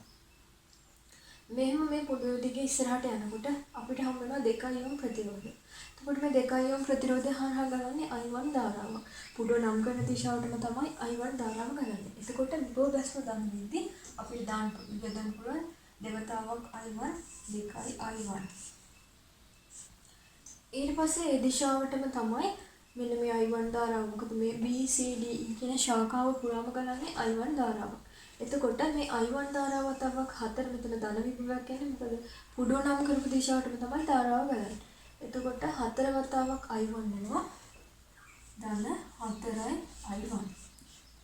ඊට පස්සේ වලට පේනවා මේක මෙහෙම ගමන් කරද්දී මෙතන අපි පුඩුව නම් කරනකොට යනකොට පුඩුව නම් කරද්දී B C D E B ඒ කියන්නේ මෙන්න මේ අතර තමයි අපි පුඩුව නම් කරන්නේ. ඒ වුණාට ඔයාලට පේනවා මෙතන මේ I ඍණ I1 කියන ධාරාව වෙන්නේ මෙන්න මේ පැත්තට. එතකොට මොකද්ද තියෙන්නේ? මෙන්න මේ ප්‍රතිරෝධය හරහා ඔයාලට පේනවා. එතකොට පුඩුව ගමන් කරන දිශාවට ප්‍රතිරෝධ දිශාවට තමයි ධාරාව ගලන්නේ. එතකොට ඇති වෙන විභව බැස්ම ඍණාගයක් තමයි වෙන්නේ. එතකොට මේ විභව බැස්ම අපිට පුළුවන් ඍණ දෙවතාව I ඍණ I1. එතකොට මේ විදිහට ලොදා දෙවතාව I ඍණ I1. පස්සේ අපි මේක සුළු කරමු. සුළු කරාම එනවා එතන 4යි වෝල්ට් සමානයි. මෙතන අපි වරහන් අයින් කරමු. මෙතන වරහන් අයින් කරාම මෙතන එනවනේ ඍණ වතාවක් ඍණ ධන 2යි I1 ධන 2යි i1ට එකතු කරනවා 4යි i1. එතකොට 6යි i1. 6යි i1ට 2යි i1 එකතු කරොත් කීයද? 8යි i1.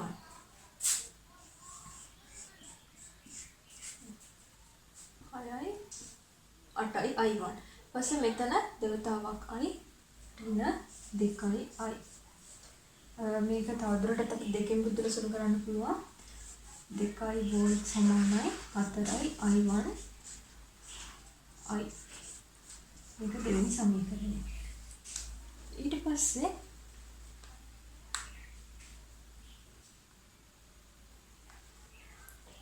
අපිට පුළුවන් මෙන්න මේ පළවෙනි සමීකරණය දෙවෙනි සමීකරණය භාවිත කරලා මේ අදාළ i ට සහ i1 ට අදාළ අගයන් ගන්න. අපි කරන්නේ මෙන්න මේ පළවෙනි සමීකරණය වලට පේනවා ඍණ 2යි i1 ඍණ 2යි i1 ධන 4යි i1. එතකොට පොළට තේරෙන්නේ නැති මේ සමීකරණය දෙකෙන් ගුණ කරලා මේකට එකතු කරලා මෙන්න මේ එතකොට මෙතන 4යි i1 ඍණ එතන ධන 4යි i1 මේකට මේක සුළු වෙලා යනවා. ඒක අපි කරන්නේ පළවෙනි සමීකරණය දෙකෙන් වැඩි කරලා එකතු කරනවා දෙවෙනි සමීකරණය. පළවෙනි සමීකරණය දෙකෙන් වැඩි කරද්දී ඔන්න පේනවා මෙතන 4 වතාවක් 2 8යි මේ 2යි 10යි. එතකොට දෙකෙන් අපි වැඩි කරේ දෙකෙන් වැඩි කරද්දී මෙතන 3 වරක් 2 6යි 6යි i. එතකොට මෙතන එකක් ගියාම 5යි i. එතකොට මෙතන දෙකකින් අපි වැඩි කරද්දී ඍණ 4යි i1 මෙතන ධන 4යි i1. එතකොට ඒ ඍණ 4යි i1 ට ධන 4යි i1 සුළු වෙනවා කියනවා මෙතන බිඳුව. ඊට පස්සේ ඔයාලට පේනවා මේක සුළු වෙනවා i සමානයි 10/5 සමානයි 2යි ඇම්පියර්. හරිද? ඊට පස්සේ අපි දැන් මෙතන i ධාරාව හොයුවා අපිට ආයෙ තියෙන්නේ i1 ධාරාව හොයන්න.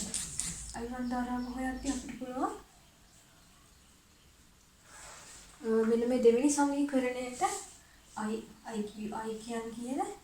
කියන්නේ 2 ඇම්පියර්. i සමානයි 2.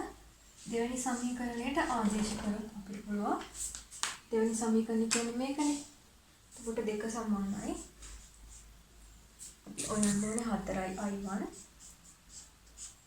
එතකොට අපි දන්නවා i කියන්නේ ඍණ i කියන්නේ 2 කියලා. එතකොට මෙතන ඍණ i කියන්නේ ඍණ 2යි.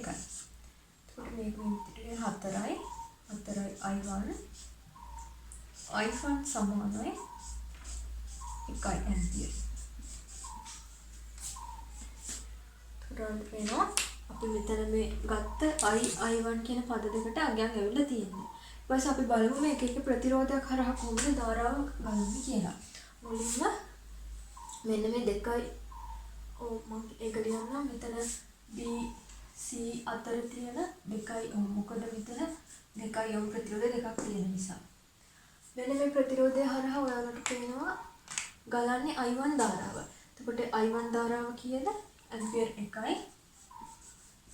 ඊට පස්සේ ප්‍රතිරෝධය මෙතන මේ 4යි ඕම් ප්‍රතිරෝධය. එතකොට 4යි ඕම් ප්‍රතිරෝධය හරහා ගලන්නේ i1 ධාරාව. ඒ කියන්නේ ඇම්පියර් 1ක ධාරාව.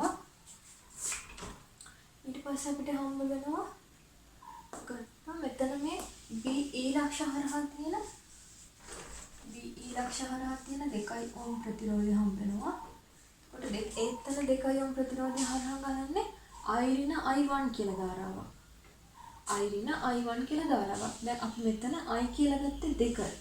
එතකොට i ඍණ i1 කියන්නේ 2 ඍණ 1 සමානයි 1යි ඇම්පියර් ධාරාවක් ගලනවා මෙන්න මේ ප්‍රතිරෝධය හරහා. ඊට පස්සේ අපිට ඉතුරු වෙලා තියෙන්නේ මේ 1යි ඕම් ප්‍රතිරෝධය. එතකොට 1යි ඕම් ප්‍රතිරෝධය හරහා ගලන ධාරාව වලට විතර පේනවා ලකුණු කරලා තියෙනවා i කියලා. එතකොට ඒ i කියන්නේ මෙතන අපි ගත්තා 2යි ඇම්පියර්. ඉතින් මේ විදිහට වලට පේනවා ඉතින් මේක අරතරන් අපි කලින් හදපු තරම් එච්චරම සරල නැහැ චුට්ටක් විතර සංකීර්ණ ගානක්. ඉතින් මේ ගානක් මේ විදිහට පියවරෙන් පියවර පහසුවට අපිට පිළිවෙල හදාගෙනවා. ඉතින් තාමත් ලේසියි. ඒ කියන්නේ පැටලීමකින් තොරව මෙන්න මේ විදිහට අපිට ගාන හදාගන්න පුළුවන්. ඒ වෙනකන් අපි ධාරා විද්‍යුතයේ කර්චොෆ් නීතිවල සංකීර්ණ ගැටලු දක්වා සාකච්ඡා කරා. ඉතින් දැන් අපි කතා කරන්න යන්නේ වින්ස්ටන් සේතුව කියලා අපි දර විද්‍යුතේ ප්‍රායෝගිකව වගේම ඒ කියන්නේ ගණන් හදන්න අපි පාවිච්චි කරන සංකල්පයක් ගැන. වින්ස්ටන් සේතුව ගැන වලට මෙතන අපි වැඩි දුරට සාකච්ඡා කරන්නේ. ඉදිරි පාඩම් වලදී ඒ ගැන වැඩි දුරට සාකච්ඡා කරනවා. මෙතන අපි කතා කරන්න යන්නේ කර්චොෆ් නීති වලින් කර්චොෆ් නීති වින්ස්ටන් සේතුවට භාවිතා කරලා එතනින් වින්ස්ටන් සේතුවේ තියෙන ප්‍රතිරෝධ අතර සම්බන්ධතාවයක් ලබා ගන්න. ඔයාලා හැමෝම දන්නවා මේ වින්ස්ටන් සේතුව මෙහෙම මේ විදිහට තමයි තියෙන්නේ. එතකොට මේ D කියන සඳ දෙක හරහා තියෙන ගැල්වනෝමීටර මේක හරහා ධාරාවක් ගලන්නේ නැහැ. සාමාන්‍යයෙන් ධාරාවක් ගලන්නේ නැත්නම් ඒ කියන්නේ මේ ලක්ෂ දෙක BD දෙකේ විභවයන් සමානයි. එතකොට තමයි මේක මේ විස්තර සේතුව ඒ කියන්නේ හැදෙන්න තියෙන මේ ගැල්වනෝමීටරේ ධාරාවක් ගලන්නේ මේ BD ලක්ෂ දෙකේ විභවය සමාන වෙන විදිහට. එතකොට අපිට පුළුවන් ධාරාව වෙනකොට ලකුණු කරන්න. මෙතන අයිධාරාවක් එනවනම් මෙතනටත් අපිට පුළුවන් පාවිච්චි කරන්න කර්චොෆ්ගේ පළවෙනි නීතිය. මුත සන්ධි නීතිය භාවිත කරලා මේ පැත්තට යනවා I1 කියලා, මේ පැත්තට යනවා I1 කියලා ධාරාවක්, මේ පැත්තට යනවා I2 කියලා ධාරාවක් විදිහට අපිට මෙහෙම ලකුණු කරන්න පුළුවන්. ඒ කියන්නේ මේ සන්ධි තුනට එන ධාරාව I1 I2 විදිහට දෙපැත්තට බෙදෙනවා. එතකොට දැන් මුලින් කිව්වා මේ BD ලක්ෂවල විභවය සමානයි. මේ හරහා මේ ගැලවනෝමීටරේ හරහා ධාරාවක් ගන්න. එතකොට මෙන්න මේ I ධාරාවම තමයි I1 ධාරාවම තමයි මෙතනින් ගලන්නේ. ඊපස්සේ මෙතනින් එන I2 ධාරාවම තමයි මෙන්න මේ පැත්තට ගලන්නේ. එහෙනම් තමයි ඇවිල්ලා නැවතත් මේ විදිහට පෝෂණය ඇතුළේ. එතකොට අපි මේ වින්ස්ටන් සේතුවෙන් බලමු කොහොමද මේ ප්‍රතිරෝධ අතර සම්බන්ධයක් ගන්න කියලා. එතකොට මුලින්ම අපි සලකනවා මේ A B D A කියන පුඩුව. A B D A කියන පුඩුව මේ පුඩුවට අපි දානවා කර්චොෆ්ගේ දෙවන නියමය. කර්චොෆ්ගේ දෙවන නීතිය පාවිච්චි කරලා අපිට කියන්න පුළුවන් සිග්මා E සමානයි සිග්මා IR පාවිච්චි කරාම මේ පුඩුව අපිට කොතනකවත් කෝෂ හම්බ වෙන්නේ නැහැ. එතකොට අපිට කියන්න පුළුවන් විදුලි ගාමක බලය බිඳුවයි. ඊට පස්සේ විභව බැස්ම ගත්තොත් මෙතන මේ අපි කෝෂය අපි පුඩුව නම් කරේ මේ විදිහට දක්ෂිණාවර්තම. ඒ වගේම මෙන්න මේ R1 කියන ප්‍රතිරෝධය හරහා දානවා කරන්නේ අපි පුඩුව නම් කරපු දිශාවට. එතකොට මෙතන ඇති වෙන්නේ ධන විභවය. ඒක අපිට කියන්න පුළුවන් I1 R1 කියලා. ඊට පස්සේ මෙහෙම මේ දිගේ යනකොට ඔයාලට වෙන අපි පුඩුව යන දිශාවට පුඩුව යන මේ දිශාවට ධාරාව මෙතන යන්නේ උනට මේ දිශාවට. එතකොට මෙතන ඇති වෙන විභවය ඍණාත්මකයි. ඒක අපිට ලියන්න පුළුවන් සින I2 R2 කියලා. එතකොට මෙතන මේ ඍණ පදේ මේ පැත්තට ගත්තොත් I1 I2 R2 සමානයි I1 R1 මේක පළවෙනි සමීකරණයට අපි ගන්න. ඊට පස්සේ අපිට පුළුවන් මෙන්න මේ පුඩුව සලකන්න. කියන්නේ B C D B B C D B මෙන්න මේ පුඩුවට අපි කර්චොෆ්ගේ දෙවැනි නීතිය පාවිච්චි කරමු. එතකොට මේ පුඩුවට කර්චොෆ්ගේ දෙවැනි නීතිය පාවිච්චි කරලා අපිට කියන්න පුළුවන් සිග්මා E සමානයි සිග්මා IR. එතකොට මෙතනත් අපිට කෝෂ මුකුත් හම්බෙන්නේ නැහැ. එතකොට සිග්මා E සමානයි 0යි. එතකොට මේකේ මේ ප්‍රතිරෝධ හරහා විභව බැස්ම ගත්තොත් ඔයාලට පේනවා මේ R3 ප්‍රතිරෝධය හරහා අපි පුඩුව නම් කරන දිශාවටම තමයි ධාරාව කරන්නේ. එතකොට එතන ඇති වෙන්නේ ධන විභවය. ඒක අපිට කියන්න පුළුවන් I1 R3. ඊට පස්සේ මෙන්න මේ පුඩුව මේ පැත්තේ මේ R3 R4 කියන ප්‍රතිරෝධය සලකුවා ඔයාලට පේනවා අපි පුඩුව නම් කරන්නේ මේ පැත්තට. හැබැයි ධාරාව ගලන්නේ මෙන්න මේ දිශාවට. එතකොට මෙතන ඇති වෙන්නේ ඍණ විභවය. ඒක අපිට කියන්න පුළුවන් ඍණ I2 වතාවක් R4. මේක අපි ඍණ පදේ මේ පැත්තට ගමු. I2 R4 සමානයි I1 R3. මේක දෙවෙනි ප්‍රකාශය. එතකොට මොකද කරන්නේ දැන් මෙන්න මේ පළවෙනි පදේ බෙදනවා දෙවෙනි පදේ. එතකොට එනවා I2 R2 සමානයි I1 R1 I2 R2 සමානයි I1 R1 බෙදීම මේක දෙවෙනි ප්‍රකාශය I2R4 සමානයි I1R3. එතකොට ඔයාලට පේනවා මේ I2 ට මේ I2 සුළු වෙලා R2 බෙදීම R4 සමානයි මෙතන I1 ට මේ I1 සුළු වෙලා R1 බෙදීම R3. මෙන්න මේ විදිහට අපිට වීස්ටන් හේතුවේ ප්‍රතිරෝධ හතර අතර සම්බන්ධයක් මෙන්න ප්‍රතිරෝධ හතර අතර අනුපාතයේ සම්බන්ධයක් මෙන්න මේ විදිහට ගන්න පුළුවන්. කර්චොෆ්ගේ පළවෙනි නීතිය කර්චොෆ්ගේ දෙවෙනි නීතිය භාවිත කරලා. ඉතින් අනිවාර්යයෙන් අදට මේ පාඩම අපි මෙතනින් අවසන් කරනවා. ධාරා විද්‍යුත් ආශ්‍රිත ඉදිරි කොටස් සාකච්ඡා කරමිට වගේම ඔයාලගේ අනික් විෂයවල ඉදිරි පාඩම් ගැන දැනගන්නත් අපේ වීඩියෝ සමග එකතු වෙන්න කියලා ඔයාලට ආරාධනා කරනවා. ඒ වගේම උසස් පෙළ විභාගයට හොඳින් මහන්සි වෙලා මුහුණ දෙන්න ඔයාලට අපේ සුබ පැතුම්.